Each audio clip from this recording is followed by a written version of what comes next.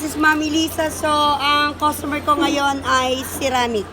Yan ang gusto ni sir. Sir, pwedeng matanong, bakit gusto mo yung ceramic? Kasi pasmado kasi kamay ko. So kapag naglalaro ko, tapos walang Pinagpapawisan. hirap galawin yung controls. Tama. Pag nakamat kasi, kahit pasmado, Tama. kaya Yun ang palagan. tamang explanation sa ceramic.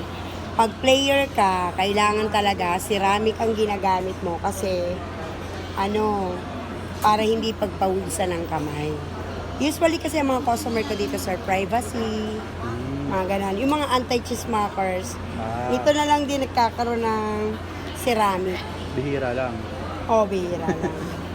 Not unless kung talagang player ka, hindi mo magugustuhan ng ceramic di ba? Hindi dapat nga ceramic yung pinipili ng mga... Hindi, I mean, ang ibig sabihin, kung player ka, yun, talagang pinipili nila ang ceramic. Oo. So, ayan. Tapos nagpapahanap sa akin si sir ng case na may ventilation kasi nilalagyan niya ng cooler. Pwede bang kitang ipakilala? Pwede kita ipakilala? Wag na lang. Sige. Pati, guys, ito yung cooler ni sir, oh. Siguro nag-ano siya, ML, no? Code. Ha? Code. COD? Nagko-code siya. Ano bang kailangan alamin dyan, sir? Paano nila malaman na ikaw yon? Laman?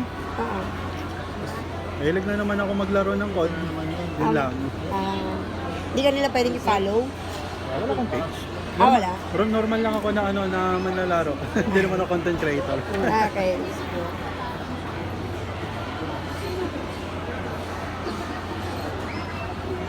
So, ayan. Kinakabit na natin yung ceramic ni sir. Wala.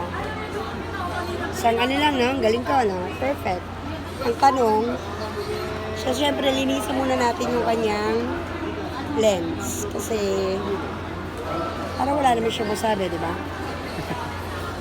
Sabi niya, ay, si Mami Lisa pala, maganda pala magpagawa doon. Actually, sir, may TikTok ako.